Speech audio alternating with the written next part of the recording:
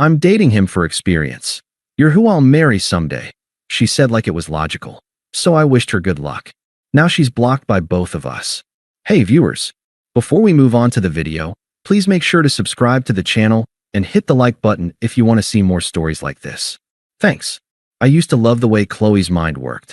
It was like a complex, beautiful machine, all spinning gears and clever connections. For 3 years, I felt like the luckiest man alive to be allowed inside its inner workings. We had a plan: build our careers, save for a house, get a dog, then maybe, in a few years, kids. It was a good plan. A solid one. I was all in. I remember one night, just a month ago, we were making pasta from scratch in our apartment. Flour was on her nose, and I wiped it off with my thumb. She laughed, that unself-conscious, full-belly laugh that made my chest ache with how much I loved her. We were talking about where we'd go for our next vacation. She wanted Greece. I wanted Japan. We decided we'd do both over the years. We had all the time in the world.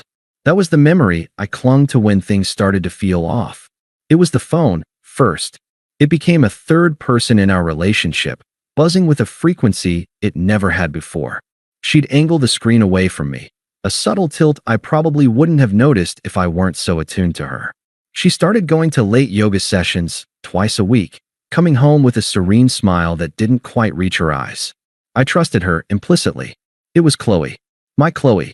The crack in that foundation appeared on a Tuesday, in the form of a crumpled receipt I pulled from the pocket of her jeans before doing laundry.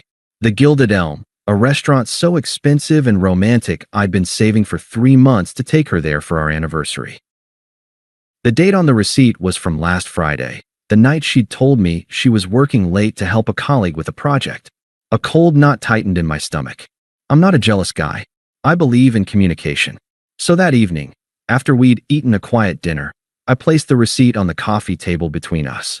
Hey, I found this in your pocket. The Gilded Elm? I thought we were saving that for our anniversary. She didn't even flinch. She just glanced at it, then back at the TV, as if I'd shown her a coupon for laundry detergent. Oh, yeah, I went last week. For a work thing? I prompted, my voice even, though my heart was starting to hammer against my ribs. No, she said, finally muting the television and turning to face me. Her expression was unervingly calm. That was with Mark. Mark. The name felt foreign and acidic on my tongue. From your yoga class?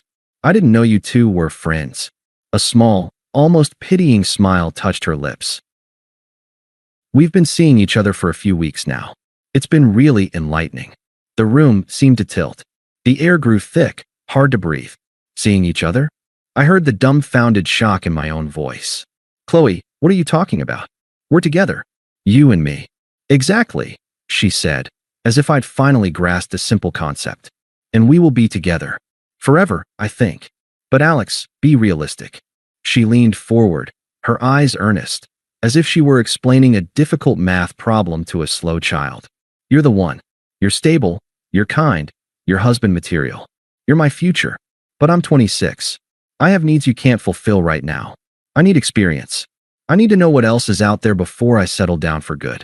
Mark is exciting, unpredictable, a little dangerous. He's what I need right now.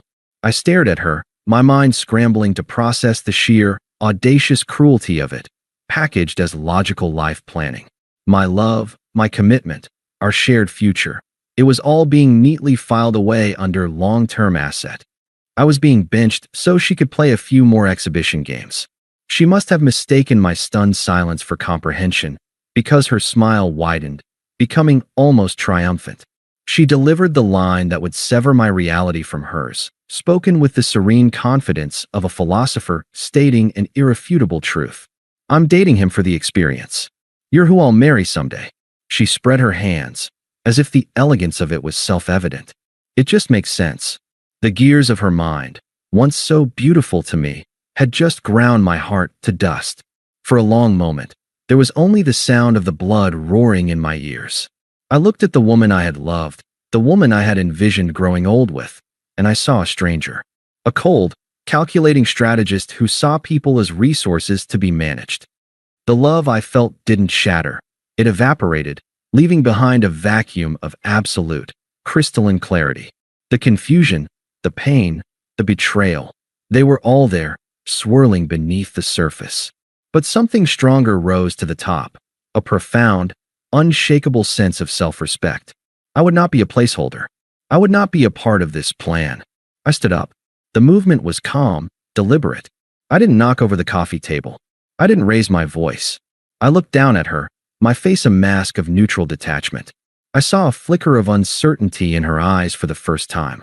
She'd expected an argument, begging, maybe even a fight. She was prepared for a dramatic scene she could logic her way through. She was not prepared for this. No, it doesn't, I said, my voice quiet but firm, cutting through the thick silence. Good luck with your experience. I turned and walked to our bedroom. Her bedroom.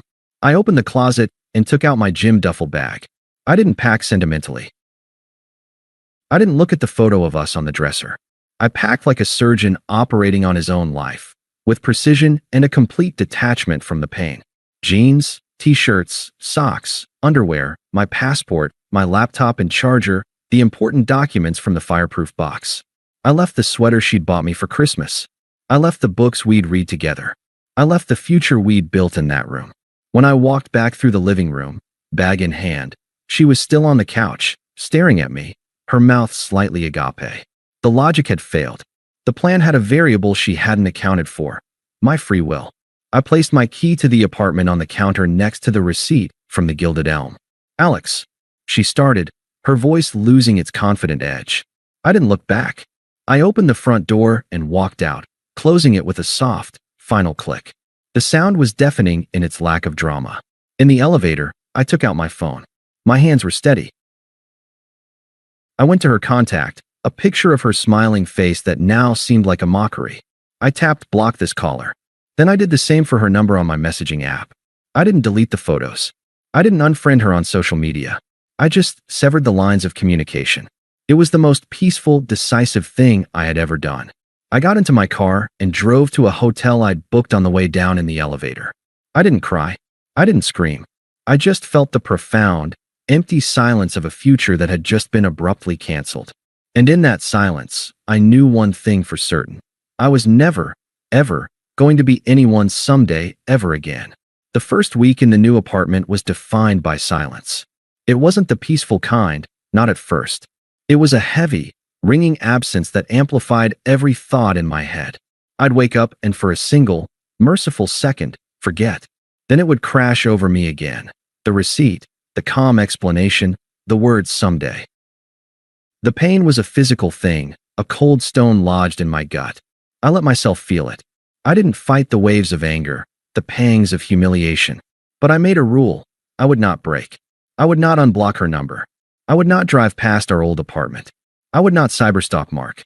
I would treat the whole situation like a toxic spill, contained and left to dissipate. So I moved. I went through the motions of building a new life in the sterile, beige box of a rental.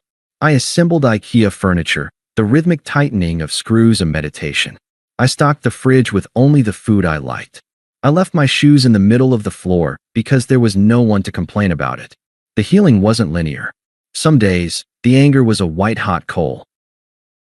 How dare she? How dare she treat a human being, a partner, like a 401k, a reliable, boring investment to be cashed in later? Other days, it was just a profound sadness for the person I thought she was, for the future that had been nothing but a mirage. But I channeled it. I joined a gym and pushed my body until it was too tired to feel anything else. I reconnected with friends I'd neglected, and when they asked about Qley, I kept it simple. We weren't on the same page. It's over. I buried myself in work, taking on projects that demanded my full attention. Slowly, the silence in the apartment began to feel less like a void and more like peace. It was my silence, my space. The first crack in her perfect plan reached me about a month in, from an unexpected source. A follow request on Instagram. From Mark. I stared at the notification, a bitter laugh caught in my throat. The experience was trying to connect with the future. Curiosity, a dangerous but potent drug, won out. I accepted. I didn't have to dig. His story was a public unraveling. There were no names, but the context was glaringly obvious. A video of him angrily lifting weights at the gym, captioned, When you find out you're just a F**king training wheel. A few days later, a black screen with white text. Some people are users. They see your value as temporary. Lesson learned. Then, a mutual friend, Liam, called me under the guise of catching up. After 10 minutes of small talk, he circled the real subject. So, heard anything from Qley? He asked, his tone carefully neutral. No, I said. I haven't. Yeah, well, shit hit the fan over there. Apparently, that Mark guy found out. Don't know how, but he pieced together that he was just her practice run. Liam let out a low whistle. Dude did not take it well. His ego was shredded. He blew up at her in the middle of a restaurant, called her a psycho, and told everyone in their yoga group what her grand plan was. It's a mess. I was quiet, taking it in. There was no satisfaction, not the fiery, vengeful kind I might have expected. Instead, it was a cold, quiet confirmation. Her logic, so infallible in her own mind, was a house of cards. The experience had developed self-awareness, and he'd kicked the table over on his way out. The first attempt came a week later. A voicemail, left on my phone because her number was still blocked. I only knew about it because my carrier's visual voicemail transcribed it. Seeing her name in the transcript list felt like seeing a ghost. Her voice was calm, measured, trying to replicate the tone of logical superiority she'd used during the conversation. But I could hear the strain beneath it, a tiny fissure of panic. Alex, it's me. Look, I know you're upset, and I respect that. But the experiment is over. It served its purpose. He's out of the picture. The data is in, and it confirmed what I always knew. We can get back on track now. Call me. The data. As if my heart were a set of metrics to be analyzed. I deleted the voicemail without a second thought. She wasn't apologizing. She was recalibrating her plan. 2 days later, a text from a number I didn't recognize lit up my screen. Unknown number. Alex, please. I made a mistake. I was stupid. He meant nothing. It was always you. You're my future. Please don't throw us away. The confidence was gone, replaced by raw pleading. The architect was watching her blueprint burn. I didn't reply. Blocking this number felt different than the first. It was no longer an act of self-preservation. It was a ritual of closure. The silence from my end was a catalyst. The logical planner was breaking down, and the true, ugly entitlement was bubbling to the surface. The third message came from another new number, a blistering torrent of text that arrived late one night. Unknown number 2. So you're just going to ignore me forever? After everything we had? After I trusted you with my future? You're really that cold? I see it now. You were never the man I thought you were. A real man would understand. A real man would fight for me. You're just a coward who can't even forgive a mistake. I read it once, then twice. And for the first time since I'd walked out, I felt a genuine smile touch my lips. There it was. The final, desperate play. When her logic failed and her pleas were ignored, the only tool she had left was to try and make it my fault. I was cold. I was a coward. Because I refused to play my assigned role in her drama. This wasn't pain anymore. It was liberation. Her words had no power over me because they were not about me. They were about her plan failing. I was no longer the stable backup. I was the variable that had deleted the entire program. I blocked the second number, my movements slow and deliberate. The chessboard was clear. She had no more moves to make. 3 months to the day after I'd walked out, I was at the Rusty Anchor, a pub I'd come to love for its unpretentious atmosphere and its complete lack of history with Qley. I was with Liam and a couple of other friends, celebrating a project launch. I was laughing, genuinely, at a stupid story one of them was telling. The weight was gone. The silence in my apartment was now a comfort, and my life was my own. Then I saw her. She stood at the entrance, her eyes scanning the dimly lit room. She looked thinner, her shoulders hunched against a chill only she could feel. When her gaze landed on me, it was like a magnet snapping into place. She weaved through the tables, ignoring my friends, her eyes fixed on mine with a desperate intensity. Alex, she said, her voice a strained whisper. We need to talk. Please. The table went quiet. My friends looked from me to her, awkwardly. I took a slow sip of my beer, placing the bottle back on the coaster with a quiet, deliberate click. There's nothing to talk about, Qley, I said. My voice was even, devoid of the anger or pain she might have been hoping to provoke. It was the tone you'd use with a persistent telemarketer. There is. You don't understand. She pleaded, her words tumbling out in a rushed, frantic heap. I lost everything. My friends think I'm a user. Mark hates me, he told everyone. I have nothing without you. You were right. The plan was stupid. You are what I want. I looked at her, truly looked at her. The master planner was gone. In her place was a desperate woman trying to salvage the wreckage of a scheme that had blown up in her face. I felt a flicker of something, not pity, but a distant, academic recognition of a lesson learned too late. It wasn't a plan, Qley, I said, my words measured and clear. It was my life. And you don't get to schedule when you're in it and when you're not. Her face crumpled. So that's it. You're just done. It was then that movement from the bar caught my eye. Mark. He was standing up from a stool, having clearly witnessed the entire exchange. He didn't look triumphant or smug. He looked tired and maybe a little disgusted. He met my gaze across the room. There was no camaraderie, no brotherhood, but there was a shared, understanding nod.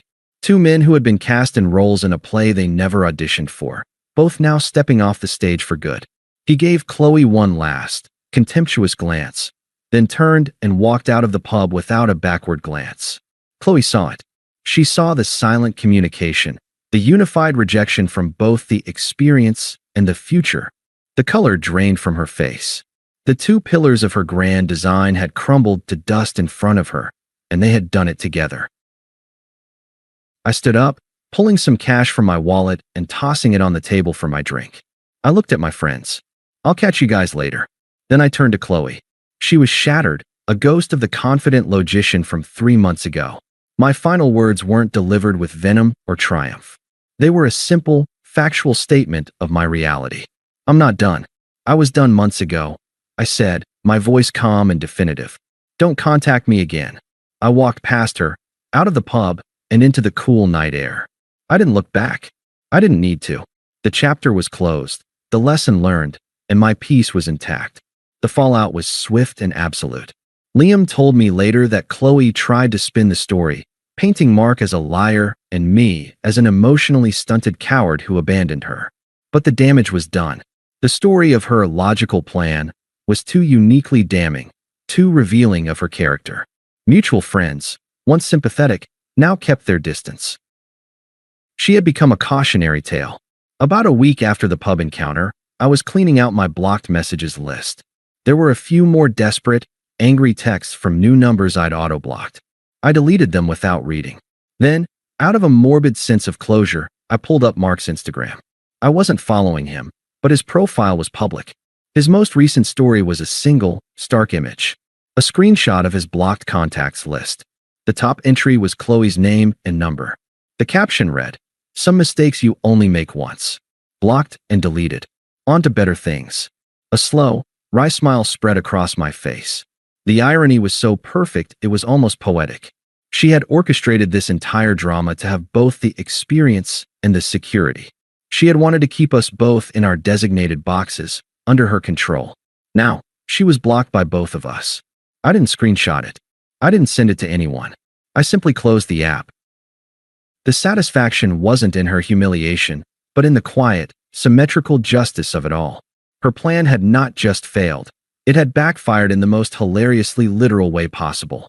The words, "You're who I'll marry someday," now felt like a line from a bad movie, a cringeworthy joke from a past life. They had no power over me. They were just words, spoken by a stranger. I looked around my apartment. It was no longer a sterile, beige box. It was filled with my things, my energy, my peace. The future was no longer a detailed blueprint. It was a blank canvas, and for the first time in a long time, that felt like the greatest privilege imaginable. She was a closed book, a lesson learned, a ghost successfully exorcised. And I was free. Thanks for watching. Make sure to subscribe to the channel and hit the like button. What do you think about this story? Share it in the comments.